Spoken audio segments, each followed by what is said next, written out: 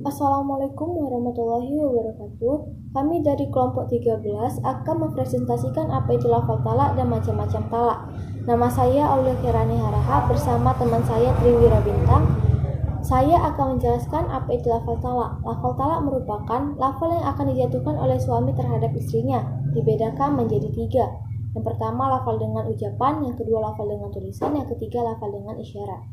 Lafal talak dengan ucapan merupakan kalimat yang akan dijatuhkan oleh suami terhadap istrinya dengan ucapan. Dibedakan menjadi 2. Yang pertama secara sari atau tegas, yang kedua kinayah atau berupa sindiran. Secara sari atau tegas merupakan kalimat yang mengandung maksud untuk memutuskan ikatan pernikahan. Contohnya, saya ceraikan engkau. Kalau berupa kinayah atau berupa sindiran, dia mengandung maksud talak tetapi dapat berupa arti lain. Contohnya, pulanglah engkau ke rumah orang tuamu. Apabila suami tersebut menggunakan niat untuk mengatakan kalimat itu, maka jatuhlah talak terhadap istrinya. Apabila suami tersebut hanya menggunakan sindiran, maka tidak jatuhlah talak terhadap istrinya. Talak dengan tulisan yaitu lafal yang dijatuhkan oleh suami terhadap istrinya walaupun suami tersebut dapat berbicara. Lafal talak dengan isyarat merupakan lafal yang hanya dapat dilakukan oleh orang yang tidak berbicara atau bisu, tidak dapat membaca dan tidak dapat menulis. Lafal dengan isyarat adalah lafal yang menggunakan gerakan yang mengandung makna sebagai pengganti ucapan suami untuk menalak istrinya karena suami tersebut tidak dapat berbicara dan tidak dapat menulis. Selanjutnya akan dilanjutkan oleh teman saya Triwira Bintang. Dan saya akan menjelaskan tentang macam-macam talak yang harus kamu perhatikan sesuai dengan syariat Islam. Ada beberapa jenis macam-macam talak yang perlu kamu ketahui sebagai bagian dari memahami perkataan sang suami. Yang pertama, segi tegas dan tidaknya perkataan terucapkan. Macam-macam talak pertama yang bisa kamu ketahui dari sisi ketegasan perkataan yang diucapkan. Kamu pun bisa mengucapkan tanpa harus bernada tinggi dengan contoh bunyi sebagai berikut.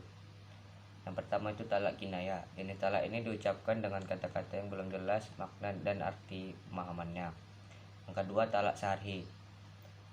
Sebaliknya, talak ini sudah mengandung kata-kata yang jelas makna dan tujuan dengan bunyi aku minta kita pisah. Yang kedua itu segi jumlah. Macam-macam talak dalam agama Islam dapat ditinjaukan dari berbagai segi termasuk jumlah ucapan yang dilakukan. Kamu pun bisa mengetahuinya sebagai berikut.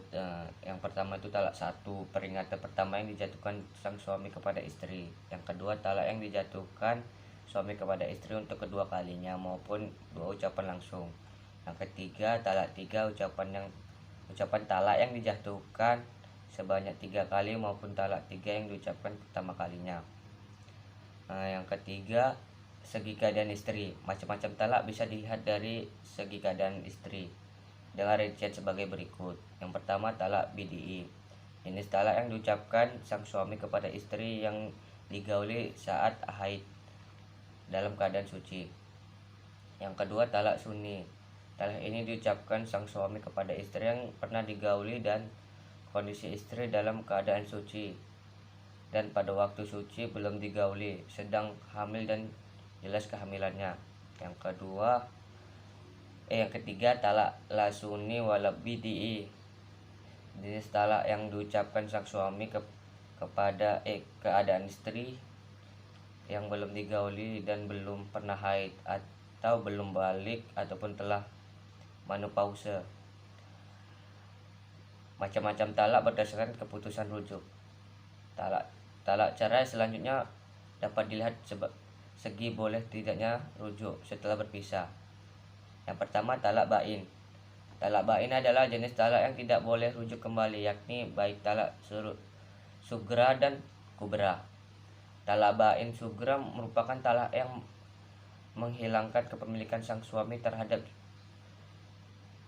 suami, namun tidak berlaku sebaliknya, yakni melakukan akad nikah ulang. Sementara talak bain kubra adalah talak 3 yang tidak memperbolehkan rujuk kecuali istri sedang menikah dan kembali berpisah. Yang kedua, talak raj'i. Macam-macam talak ini memperbolehkan rujuk kembali setelah bercerai, namun syaratnya merujuk saat istri sedang masa indah. Jika istri sudah berada di luar masa iddah, maka dapat rujuk kembali dengan melakukan akad nikah ulang. Macam-macam talak dari segi langsung tidaknya ucapan. Jenis talak bisa dilihat dari segi langsung atau tidak talak dan ucapan yang dapat. Yang pertama itu talak mualak. Jenis talak mualak adalah talak yang memiliki syarat tertentu, yakni dijatuhkan apabila syarat suami tidak terwujud dengan baik melalui ucapan. Sebagai contoh, kalau sampai kita nggak punya anak laki-laki, aku talak kamu. Dan sang istri mengandung anak perempuan. Yang kedua, talak ghairu mualak. Tidak, jenis ini adalah macam-macam talak yang tidak dikaitkan dengan syariat tertentu. Jadi apabila suami telah berkata untuk bercerai, maka talak sudah menjadi faktor utama sebagai perkara perceraian.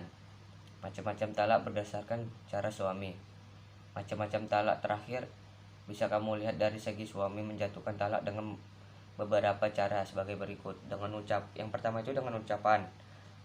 Macam-macam talak yang sering dilakukan adalah menjatuhkan dengan ucapan bernada tinggi. Meski demikian, macam-macam talak tersebut kamu jatuh dengan cara lain yang lebih relevan. Tak jarang ucap talak dilakukan dalam keadaan tidak sadar, sekalipun bisa melukai dan merugikan orang lain. Yang kedua, dengan isyarat. Cara ini disampaikan sang suami yang tidak memiliki kemampuan berbicara dari hati ke hati pada sang istri. Hal tersebut harus diperhatikan oleh istri, mulai dari ekspresi sekalipun gerak-gerik yang dilakukan suami. Yang ketiga, dengan tulisan. Salah satu cara yang meyakini untuk talak cerai bisa kamu lakukan dengan tulisan pada suami kemudian dibaca. Tak jarang tulisan tersebut bisa menjadi pertanda pisah ranjang, sekalipun menjadi rangkaian perceraian first take. Yang ketiga itu dengan utusan. Sang suami bisa menjatuhkan talak pada istri dengan perantara yang diutus untuk menyampaikan maksud dan tujuan bercerai. Ada beberapa utusan yang kerap menjadi referensi, bisa dari pengacara pribadi sekalipun orang tua suami. Sekian yang dapat saya jelaskan, lebih kurang mohon maaf. Wabillahi taufiq wal hidayah. Wassalamualaikum warahmatullahi wabarakatuh.